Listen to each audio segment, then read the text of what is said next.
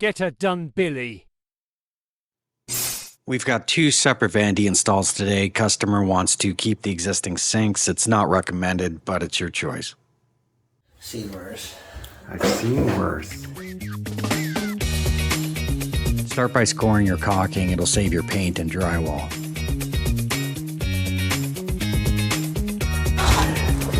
All laminate countertops will be secured from the bottom like this. Absolutely check the length of your replacement screws.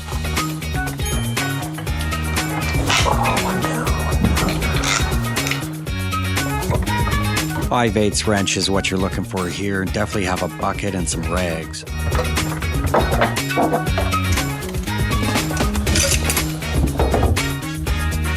Easiest to take it out in one piece. Keep in the sink. No shut-offs here, so we're adding some. Always use fine sandpaper when installing push connect fittings. This is incredible. Oh, this is amazing. Normally we'd crimp these fittings, but in this case these push connects were customer supplied.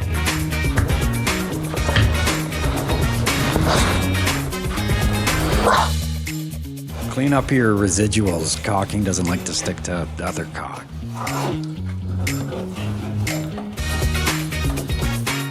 Rule of thumb, from the box itself, you want to have 1.5 inches overhang at the front, 1/2 inch on the sides. Measure accordingly.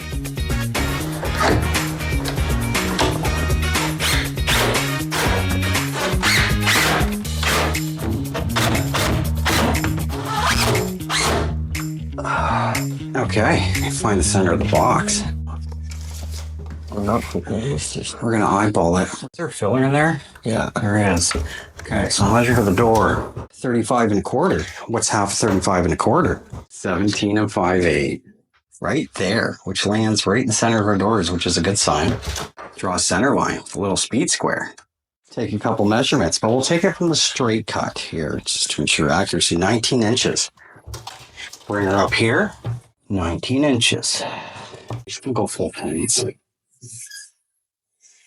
We want to check how far back we have to go, how deep, because we really want to avoid cutting into this buildup down here if we can. So here we've got 1.5 inches. And then we measure this, which is 2 1/4, 3 3/4. The absolute deepest we want to go to the front of the countertop to avoid cutting into the front supports. So the lip of the sink should be sitting around here somewhere. Now we have to go get the sink.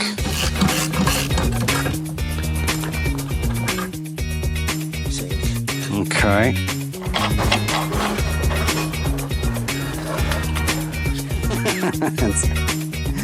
What do you got there?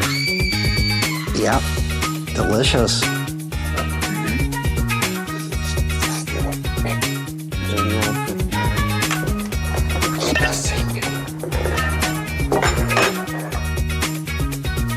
They're all cleaned up for the fella. Yeah. So here we've got our sink. You want to make sure it's centered. Place it in a way that it has room in all the places and that you're not destroying too much of that front support. We also want to check our faucet.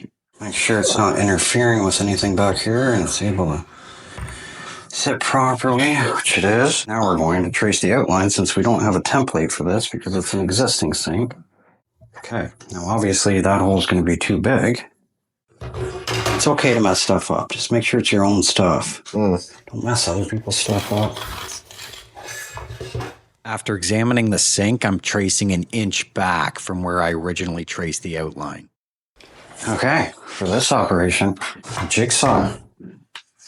Drill with a bit that's as big as your jigsaw blade at least. Send it.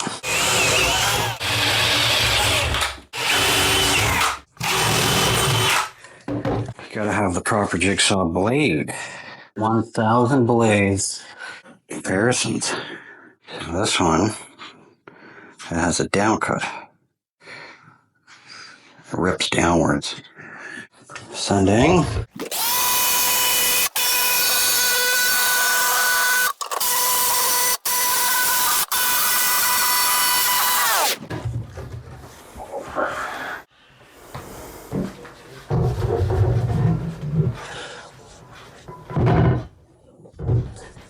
You liking?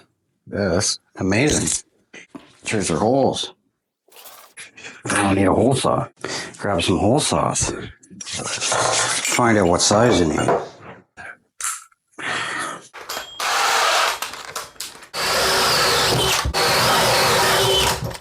Double checking. Amazing. Make sure you cover up your drain and your water lines, because any bit of debris in there can cause problems. So now we're going to dry fit everything. Make sure we've got the height. Everything lines up pretty nicely. In most cases, if the original person installed the sink correctly, it'll be center of the box. So as long as you install it center of the box, it should line up. The sink has no clips to secure it to the underside. So we're going to silicone to the top. Clear silicone. You want to make sure it's waterproof and mildew resistant. A nice thick bead around the perimeter. If you really want to be a nice guy, put some on the inside of your cut. It'll give you another line of defense.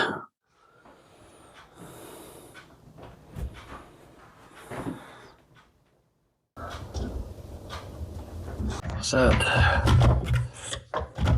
as we're nice guys, we're going to take some extra time here and clean this up a little bit. But as much as we can, that's about all we can do for you. Arguably the worst part of the job. You gotta get up and behind and break your back while doing it. Pay attention topside. Make sure she's balanced. She looks good. Make sure your lines are long enough. We're good for height. Try to stick with just the length you need and don't have a bunch of excess water line hanging back there. He will work. Yeah. Good. You want to get in the habit of using Teflon tape on all of your threads. It greatly increases the chance you're not going to have any leaks. Make sure it's threaded in the right direction. You've got a 50-50 chance. The thread will pull the tape in the right direction. Amazing. Nice. Clean. Take all the time you need to make sure it doesn't cross thread, because that's a nightmare. Perfect. It's beautiful. Number 2. You want to make sure these things are as tight as you can get them without causing damage.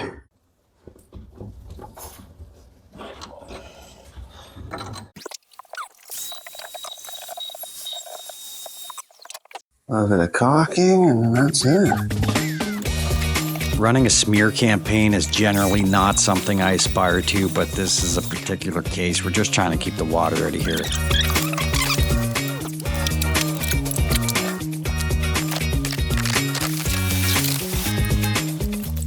You know what, Billy? It's nothing to write home about, but it's a heck of a lot better than it was. They call it B-roll. They call it B-roll, Billy.